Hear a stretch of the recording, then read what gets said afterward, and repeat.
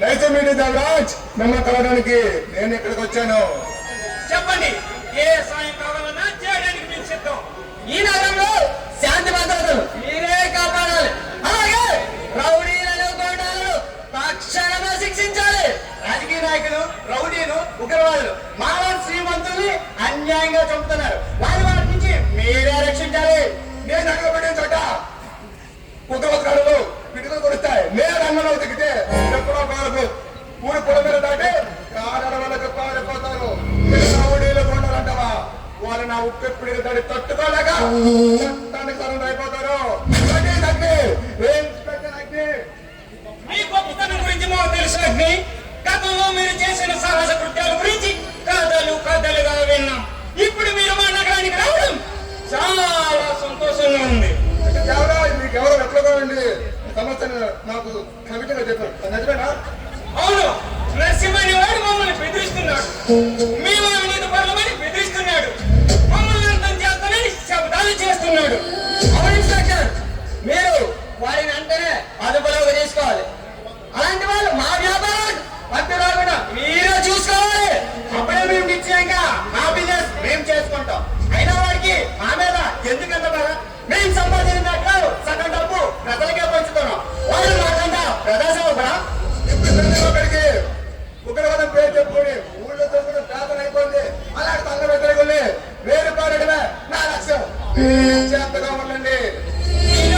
భరోసా ఇస్తే చాలు, మేము నిశ్చింతగా నిద్రపోతాం. మా వ్యాపారాలను హాయిగా చేసుకుంటాం. అప్పుడే మేము నిశ్చయంగా ప్రజాపాలన చేసుకుంటాం. నరసమ కాదు కదా, ఆడి బాగుతున్నా సరే ఈ సమాజాలు కాని చేస్తుంటే చూస్తూ కూర్చోను. వాడిని చట్టానికి అప్పుకున్నంత వరకు వాడిని నిద్రపోను వస్తా. చూశారుగా, వీడు మహా కరోనా ఇన్స్పెక్టర్. ఇక మనం నిశ్చింతగా ఉండొచ్చు. వారికి మన మీద స్వరూపం తెలిస్తే మనల్ని కూడా తరతరస్తారేమో. నాకు అలాగే ఉంది. మనం కాస్త జాగ్రత్తగా ఉండాలి. మీకు భయం అక్కర్లేదు. ప్రభుత్వంలో మనకు కావలసినంత పలుకుబడి ఉంది కనుక మనకు పోలీసుల నుండి భయం లేదు. పోలీసులు చట్టం మిమ్మల్ని ఏమించలేదని మాకు బాగా తెలుసు. అందుకే మిమ్మల్ని అంతం చేయడానికి మేమే కంగారు కట్టుకున్నాం. ఎవడు నువ్వు నా ఇంటికి వచ్చి నన్నే బెదిరిస్తున్నావు?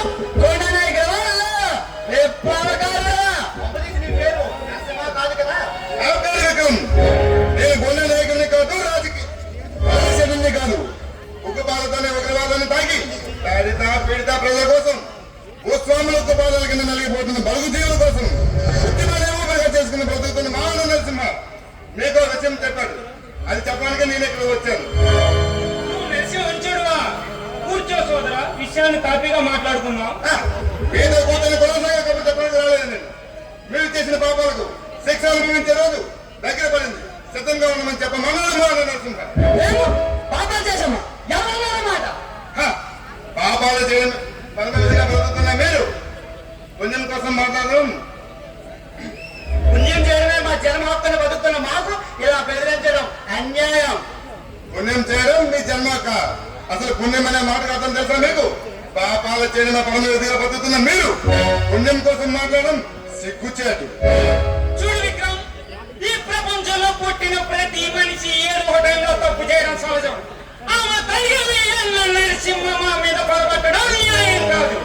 మిస్టర్ దేవరాజ్, న్యాయం గురించి ధర్మం గురించి నువ్వు మా అన్న చెప్పంట మొనగాలివా? ఎవరి మీ అన్న గొప్పతనం? మాలాంటి అమాయకులు పట్టించి హింసించి శిక్షించామా? మీరు అమాయకులా? అన్నం పెట్టిన చేతిని నిర్దాక్షిణ్యంగా నరికిన పరమ కిరాతకులు. అవును, పేదల రక్తాన్ని జలగలా పీల్చి అమాయకులైన ఆడపిల్లలు మన ప్రాణాలతో వ్యాపారం చేసి కోట్లు గడించి 5 స్టార్ హోటల్స్ కట్టించి విదేశీయులకు విందు భోజనాలు పెడుతున్నారు మీరు. మేము చేసేది పాపమో పుణ్యమో మాకు తెలుసు, పైన పరమాత్ముడికి తెలుసు. కానీ మీ అన్న నరసింహకు తెలియదు. కొన్ని కోటి రూపాయలు ఇస్తామో అది తీసుకెళ్లి మీ అన్న ప్రయాణించు. నా తరపున మీరే ఈ సమాజానికి ఉపయోగించండి. నక్కజిత్తులు ప్రయోగించి మా అన్న బాధను తప్పించుకోవాలని వస్తున్నారు దేవరాజ్. చట్టానికి మమ్మల్ని పట్టించడానికి ఇన్స్పెక్టర్ అగ్ని ఈ ఊరికి రప్పించావు.